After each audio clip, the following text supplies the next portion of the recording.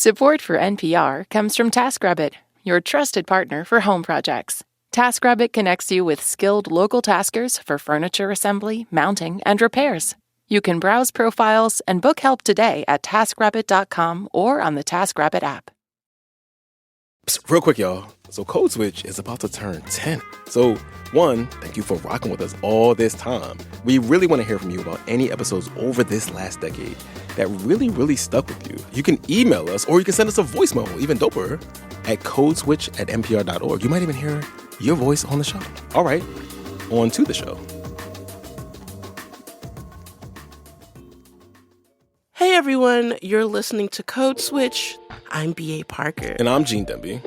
So Parker, what are you doing for your mom for Mother's Day? I'm like typical mom coming to New York stuff. Okay. Like bougie brunch and a Broadway show. Oh, bougie brunch. Yes. Like what are your Mother's Day plans? My mom's birthday is actually right around Mother's Day every year. So, it's hard to forget. I got to double up. I got to get a birthday gift and a Mother's Day gift. And my lady has been giving me some not so subtle hints about what she wants for Mother's Day. She's getting links, text links, you know what I'm saying? Exactly. So I already know what it is in advance this year.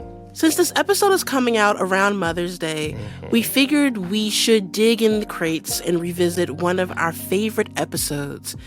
Tips from the toughest job in the world. That job being parenting. When that episode dropped, Karen Grigsby Bates. Hey Karen, we miss you. Yes, Karen Grigsby Bates. And our then editor, Steve Drummond, were the only parents on the Code Switch team, but now there's like mad kids in the Code Switch extended universe. So this episode might have sounded a lot different if we were doing it now. Yeah. But we have talked about parenting a bunch on the show because parenting activates all these anxieties and all this urgency around our identities and how we move through the world. And our listeners also have feelings about it. Listen, like I'm not a parent, but I don't know if you've seen the conversation around the comedian and content creator Kev on Stage. Yeah.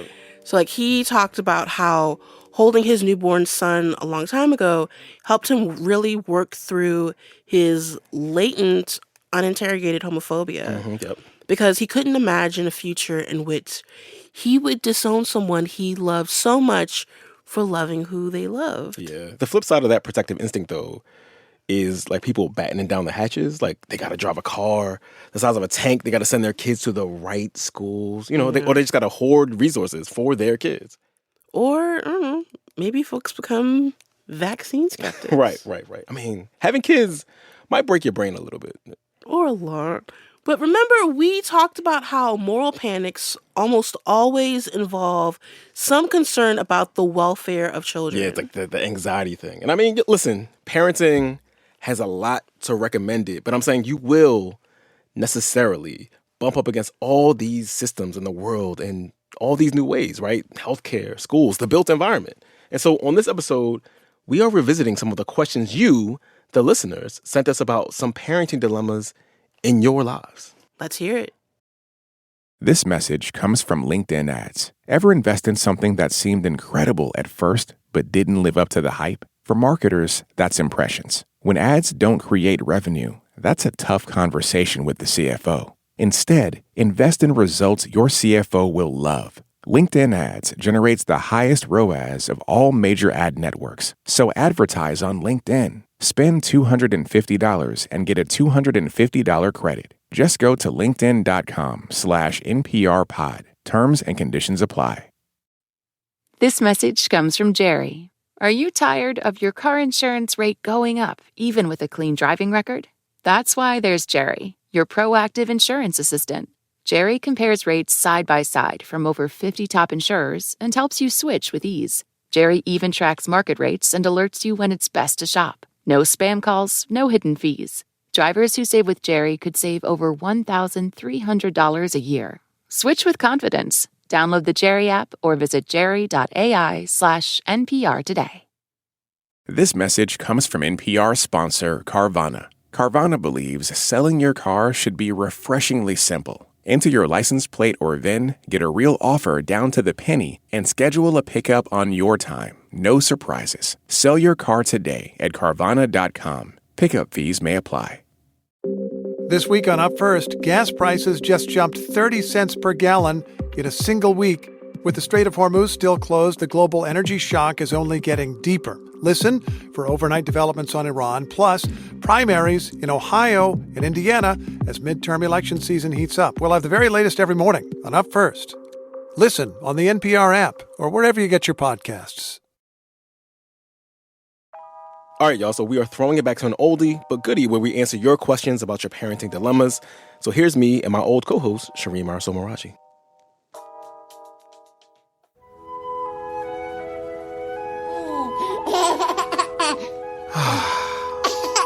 Babies, they're so cute, aren't they? My biological clock is about to explode. That's a lot of information for our audience. But yes, I love hanging out with kids. My little niece, Ryan. She's so cute. Isn't she? Oh my gosh, she's so cute. She's 4 years old. I love her so much. My son says he's afraid of Black people. Wait. What? My husband is adamant that our daughter will not go to public school. Wait, I'm sorry. His biological family was very upset by this and claimed we were going against his culture by allowing him to paint his nails. Hold on. What? I'm rethinking this whole wanting to be a parent thing right now. My biological clock is completely in check.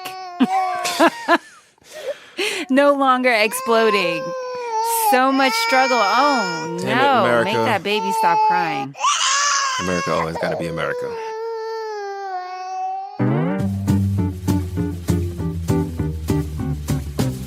You're listening to Code Switch.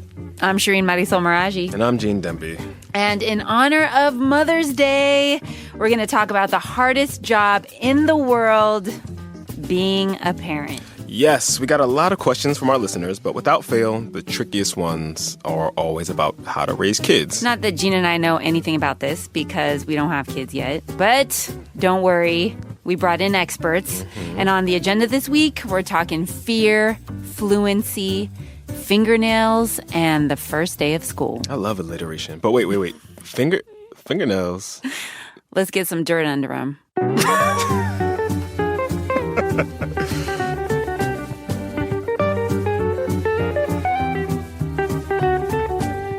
All right, here we go. Our first question is from a white mother in Philadelphia who says her 12-year-old son, who's also white, is afraid of Black people. Oh, here we go. He has brown and Black coaches, though, karate instructors, teammates, classmates, teachers, etc. But neither of us has friends of color that we see regularly. So it's often when he's on the playground near our house and sees a certain group of kids who are loud, gregarious, sometimes swearing, talking loudly, that he becomes frightened and then attributes it to Black people in general. When we go to new parts of town, he asks if it's a Black neighborhood. When we went to a new pool in Camden, he was afraid because most of the kids were Black, even though he ended up having a lot of fun. He goes to a great school that has spent a lot of time discussing events in the news around race and social injustice, so the conversations are definitely happening around him. And I don't let his observations go unchallenged, but he's 12, so the more I talk, the less he listens. Is this just the process of learning and growing for him? I know I'm going to keep the conversation going as he matures, but I'm wondering how I can help him connect the rational information he learns to the emotional situations he experiences. Okay. To help us out with this very tricky question, we're bringing in our teammate, Karen Grigsby Bates. She's also the only mother on the Code Switch team. Welcome, KGB. Hey, y'all. Hey, Karen. All right. So what do you think? What would you do if your 12-year-old was afraid of Black people? Well, my 12-year-old back then was Black, still is, and he's 26 now. So if he were afraid of Black people, I would be really worried. But for this 12-year-old, I called an expert. Okay. My name is Cassandra Harewood. I specialize in child and adolescent psychiatry. And Dr. Harewood is not surprised that this 12-year-old is anxious. She says the current climate makes a lot of people anxious, no matter what their age is, including her. What's important here, she says, is that when this boy starts to articulate his anxiety to his mom, I'm scared to go there. Are there going to be a lot of Black kids there? Mom needs to probe a little deeper. I would encourage her to explore that a little bit more. So it's full of Black kids, and what? What about that is bothersome to you? What about that concerns you? What about that worries you? And it's okay if she doesn't necessarily have the answers for him. It's having that dialogue. It's having that discussion and not ignoring it and not pushing it down and out. Karen, did she talk about the media and exposure to certain images or any of that as part of the problem? Oh, yeah, she did.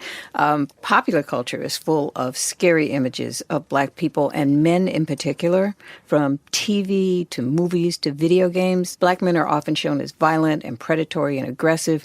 And Dr. Harewood says if there are no real-life examples in this kid's life as counterbalances, like we don't have a Gene Denby to bring over to his house to have dinner with him so he can see I don't know how I feel about that. Reasonable.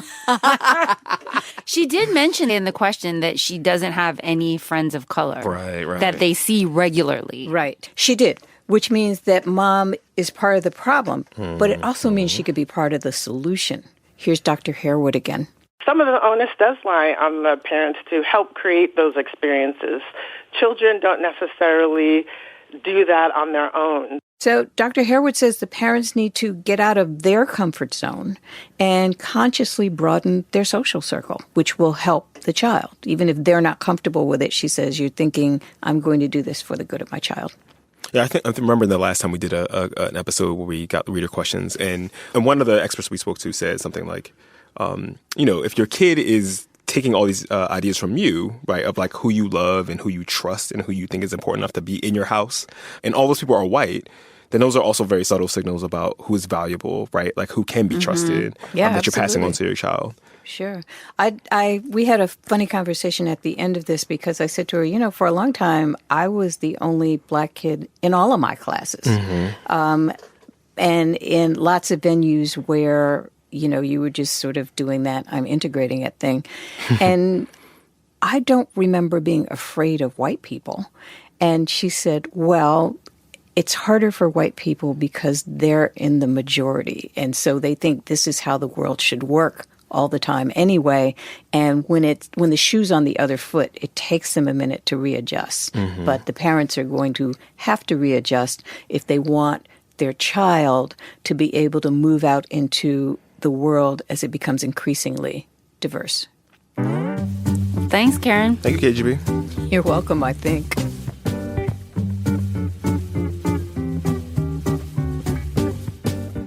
Okay, Shireen, this next question comes from a parent in Aurora, Colorado, and this is what she writes. My husband, who is white and works in education policy, is adamant that our daughter, who looks exactly like me, I'm Black and Asian, will not go to public school in our local district. It is admittedly low-performing with painfully low numbers of kids proceeding to college. He says we aren't using her to make a political point. I'm inclined to agree. He is literally the expert here, but I'm guilty and torn. I believe that public schools can only get better if we middle class all stay in them. If you plan to have kids, what would you do for their education? How would you resolve this in your household? Ooh, all right, Gene. Yeah. Are we supposed to be answering this from our own personal standpoint too? Let's punt on that a little bit. Okay. So I looked up the Aurora school system. It's mostly POC. It's mostly Latinx kids. It's 55% Latinx, 19% Black. But yeah, this question is tricky as hell. So I tagged in an expert. My name is Amy Stuart Wells, and I am a professor at Teachers College at Columbia University. So Amy is an expert in race and education, and she said that she was curious about how much information this letter writer and her husband have about their local schools beyond what they see online, if they've ever visited the schools, talked to the principals, stuff like that. Because she said that the numbers, they often belie the range of performance in the school, let alone a whole school system. But Amy also just took issue with their premise because she said that school performance tends to be evaluated by test scores, and the school's test scores tells us much less about aptitude than they do about race and class. We tend to make assumptions about schools based on the race and class of the students, and then we use the test score data to validate that without actually going and seeing what's happening. And the single highest predictor of your child's test scores, even though we all want to think some kids are really super gifted, is the parent's education level. And Amy says that, test scores, they can't really tell you about what the learning environment in a school is actually like. When we're only looking at performance and as measured by test scores, which is usually the way we measure it, we're missing a whole lot of things that are really powerful and important. So if this is their neighborhood public school, I would at least encourage them to go and spend some time there and talk to the principal. And understand more about the curriculum and the teaching in the school, and then to think what is important for their daughters. Not all schools are the same. Not all schools provide the same curriculum and teaching. And not all kids do well on standardized tests, even when they're very talented and gifted. Amy said that, so every school is different. But generally speaking, sending a middle-class kid to a school that is, quote, low-performing like the ones here, that doesn't really have much impact on the middle-class kid's performance. Their scores don't go down. They don't decrease. The opposite is true. The more middle-class kids there are in a school, the better the test performance will be for the kids from the lower income families. And Amy says, look, if you go to your local school and you've talked to the principal and examined their curriculum and the philosophy of how they teach there, and you've done your homework and you've done your due diligence, and you decide that the school near you is just not the right sort of pedagogical fit for the way your child learns, that's a different equation. But you at least sort of owe it to both your child and to your community to do the legwork and give your local public school a chance. Everybody is incentivized to think about their own kid. But if everybody's making that same choice, these schools are bad, then you end up having these super segregated schools with mostly Black kids or mostly Latino kids. And your husband might be the education policy expert, but you are definitely the expert when it comes to what it's like growing up as a kid of color. Yes. So you're an expert too, right? And if you decide to send your child to a mostly white private school that has better test scores, et cetera, you should know that we also get tons of emails and tweets and questions from now grown-up people of color about the downsides of that experience for them, being the only one. Yep. I was one of the only ones in my neighborhood, and I can say I did not enjoy it. I wish I had a different experience. But then again, I turned out all right, so. You did. Thank you for writing us. Write us again. Tell us what you did.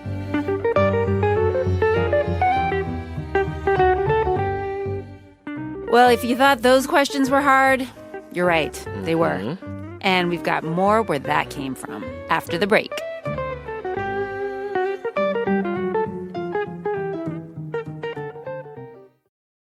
This message comes from LinkedIn ads. Ever invest in something that seemed incredible at first but didn't live up to the hype? For marketers, that's impressions. When ads don't create revenue, that's a tough conversation with the CFO. Instead, invest in results your CFO will love. LinkedIn ads generates the highest ROAS of all major ad networks. So advertise on LinkedIn. Spend $250 and get a $250 credit. Just go to linkedin.com/NPRpod. Terms and conditions apply. This message comes from Jerry. Many people are overpaying on car insurance. Why? Switching providers can be a pain. Jerry helps make the process painless. Jerry is the only app that compares rates from over 50 insurers in minutes and helps you switch fast with no spam calls or hidden fees. Drivers who save with Jerry could save over $1,300 a year. Before you renew your car insurance policy, download the Jerry app or head to jerry.ai/NPR. Gene, just Gene, code switch. So we're tackling your tricky questions about parenthood, and we're tapping in experts who know their stuff to help you with these pressing questions you had about raising kids. In a small note here, you're going to hear from an academic named Jenn Jackson, whose pronouns have changed since we recorded this. Jen now goes by they, them. And we're back, and we've got 2 more parenting questions for you. To help us answer this next one, we're bringing in our teammate, Leah Gershenfeld-Danella. Welcome to the show, Leah. Hi, guys. All right, Leah, what's this next question about? Okay, so this next one comes from a couple in Raleigh, and they're white, and right now they're foster parents to a 6-year-old Black boy. But recently they had a big issue come up when they let their foster son paint his nails. His biological family was very upset by this and claimed we were going against his culture by allowing him to paint his nails. Additionally, there are several other typical gender socialization issues that our family does not adhere to that appear to be very important to his biological family.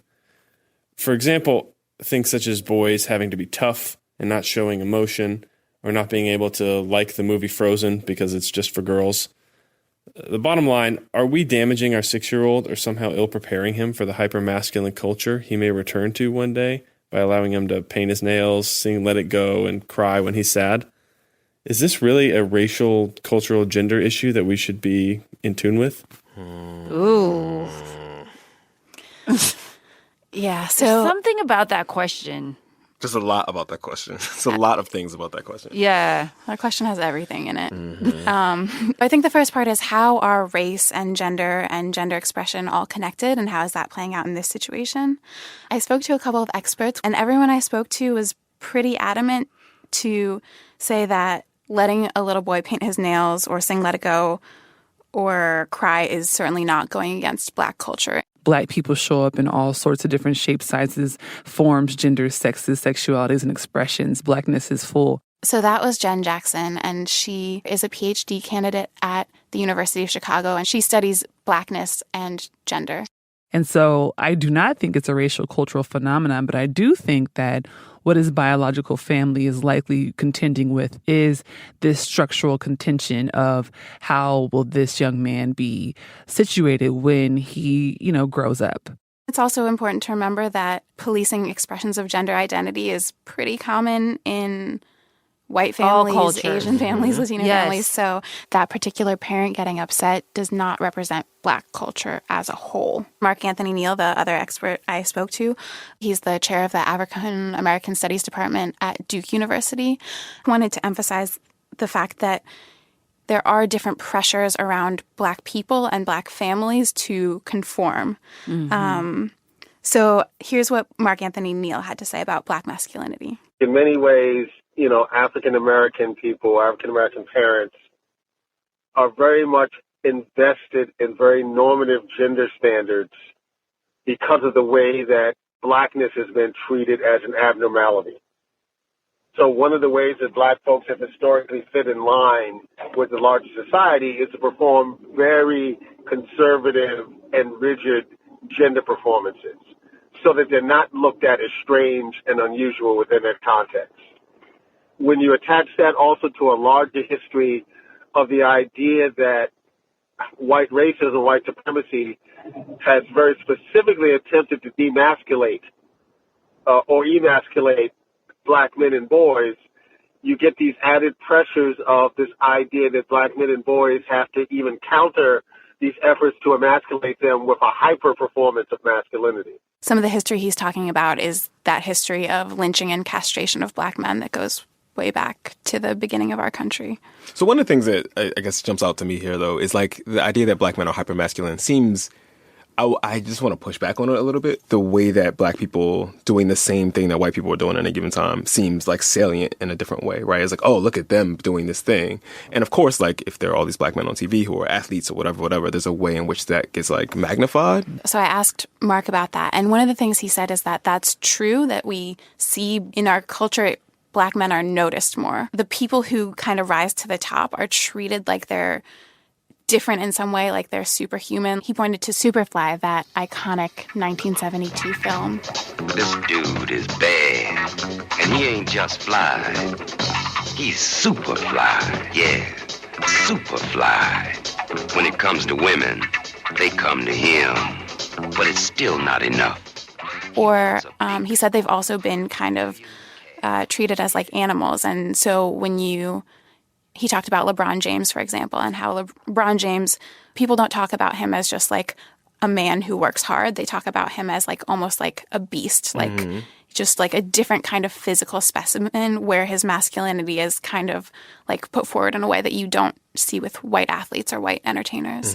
But what about this point that he made, which I mean, it definitely resonated with me, which is that African-American parents are invested in normative gender standards because of the way Blackness has been treated as an abnormality. I mean, I think the same can be said for Latino parents, that, you want to be very rigidly whatever you're supposed to be in society, so that people don't look at you like you're different or treat you like you're different or discriminated against you. I think there's something to be said for that. I think that kind of gets into a point he made about respectability politics and sort of like dressing in a way and performing sort of social roles in a way that's very conservative. So one of the examples he talked about was at Morehouse, Do you need to explain the story comma here about Morehouse? Morehouse is this very old, very bougie, historically black college that is all men. Martin Luther King went there. A bunch of very famous black people went there. Anyway, sorry. That's it. Right. So there is a history and kind of like a pedigree that goes with Morehouse. The Morehouse man, yep. And I think respectability politics has often been kind of associated with Morehouse. But what he was saying is that, historically speaking, black men at Morehouse get kind of policed in two directions. So there's like rules against wearing sagging pants and doing the whole like low hat, grills, which he described as sort of the what looks like the ultra masculine kind of expressions of gender. And to Jean's point, that's a racially coded expression of masculinity. In a different way than a suit and a tie. Right, exactly. But then on the other side of that, there's also people have gotten in trouble for wearing high heels or for kind of any sort of public expression of queerness. So there's like a class thing here and a gender thing here. Exactly. We haven't really answered the question. I mean, we've complicated things here. What should this foster parent do? Let his kid paint his nails knowing all this, or say, no, we're not going to do that from here on out? Well, I think kind of broadly, the advice for these parents is sort of the same advice we would give to any parents raising kids from a different kind of racial or cultural background, which is that brown people. Right, you need to surround this kid with black people who can show different gender expressions. And then in addition to the people around you, it's also a matter of the media that you're consuming. So there's nothing wrong with having him paint his nails and watching Frozen, but Frozen is also a movie with very few black people in it. That was the first thing I thought. Yeah. Right. So not because it's a girls' movie. Right. Exactly. So maybe it's, and this is, again, it's a hard thing to do because there aren't as many movies with black characters and a wide expression of black characters, but it's about finding age-appropriate black media to expose this kid to and have him kind of grow up with. Thank you, Leah. Thanks, guys. So, Shireen, you took on this last question. Yep. All right, fill me in. What's it about? All right, this one is near and dear to my heart, a subject that I love. It's from a mother in New Mexico. Her name is Jeannette. She wants her daughter to speak both Spanish and English fluently. Okay, wait, real quick. Yes. Which languages do you speak, Shireen? I speak Spanish and English, but I'm a receptive bilingual, which you're going to learn what that means. That was what I asked. Okay, all right. Because I asked an expert to help me out with this question. Her name is Gigliana Melzi, and she researches language development amongst Latinx kids in the U.S., and she's raising her own daughter to be bilingual. She's originally from Peru, and she lives in New York City. Okay. I am a faculty member at New York University. I'm an associate professor of applied psychology. All right, I'm going to read you the question. Here we go. It's from Jeannette. My husband and I are trying to raise our daughter in a bilingual environment. I speak primarily Spanish to her while we're in the home, which my husband supports and encourages. However, when we are around people who don't understand Spanish, my husband thinks it's not polite to speak in a language which they don't understand. My worry is that if our child only hears Spanish in the home, she may think it's something to be ashamed about. She might think it's not as good as English. How can we encourage her language development and preserve her heritage while also balancing social norms? Big question. Good question. First thing that I was curious about was this idea of raising a child in a bilingual environment. What does that mean to you? For me, it means that you are supporting the development of both languages so that ultimately the child will be able to communicate and function in two languages. But I think you're also tapping a little bit on the connection between language and culture. So raising a child in a bilingual environment also means developing their biculturalism. And how do you do that in a country where the dominant language is English? Yes, and I think also we have to take a broader perspective because it's not only that the main language is English, but English is a very cool language worldwide. And so it has higher status than Spanish, and children are very attuned to that. when children see that certain languages have a lower status, they have less motivation to learn that language and to continue using that language. And when does that happen? When they go to school? I would venture to say that very early on. A true anecdote, my daughter, when she started school, and we are raising our daughter bilingually as well. When she started kindergarten, she went through a phase of not wanting to use Spanish when we got into the elevator and there were other people there who she guessed did not speak Spanish. And she was 5. So how did you push back on that with your own daughter? So I continued speaking Spanish, and it so happened that around that time, she started her fascination with Shakira. Was supported by the home environment. I started playing a lot of Shakira. She resonated with Shakira a lot, and I encouraged that, and so she outgrew it. Oh, that's fantastic. So Shakira actually made Spanish cool for her and gave it that cool factor that you were talking about. Yes. So to answer this woman's question, she says here that her husband thinks it's not polite to speak in Spanish out in public when there are people around who don't understand Spanish. How would you respond to her husband? I think that he's being socially aware, and I support that. I will tell you what I do, and I think that it works for us. So if we are outside in the street walking, we speak Spanish to our daughter only. If we go into a space where we are having a group gathering and there are people there that speak only English, let's imagine, and I want to say something to my daughter for her to do, so bring me the plate that's on the table, I would say that in Spanish. But if I want to communicate with a larger group of people, then I would use the common language, and that common language is English in that particular context. If you have been raising your child to identify you with a language, the moment that you start speaking in that other language, which is English, the child won't have the same need to communicate with you in the home language. And so then eventually that child will turn to what we call a receptive bilingual. She will understand the language, but she won't use it. That's me. That's how I was raised. It's very common. Completely. It's very common. The research actually shows that around preschool, what is most predictive of children's bilingual abilities is going to be how much they use that language. So creating opportunities for the child to be able to use that home language with peers, building play groups is critical. So it's not just about speaking to your child in the home or even speaking to your child one-on-one in public. It's about also encouraging your child to speak to other people that maybe they're not related to in the quote-unquote home language. Language is contextual, right? So certain vocabulary words are going to appear in certain contexts more than others. So in order for the child to develop linguistic skills, strong, well-developed linguistic skills, they need to be able to see the language in diverse contexts. Only speaking the language in the home, it's good, and I applaud that, but it's not going to be sufficient. And what does it mean to be truly bilingual? That's the $1 million question. I think that what I can tell you what bilingual is not. Okay, yes. Tell me that. Yes. So a bilingual is not two monolinguals put together, right? I think that when we talk about bilingual children, we have this idealized idea that you're going to be able to function exactly the same in both languages. Right.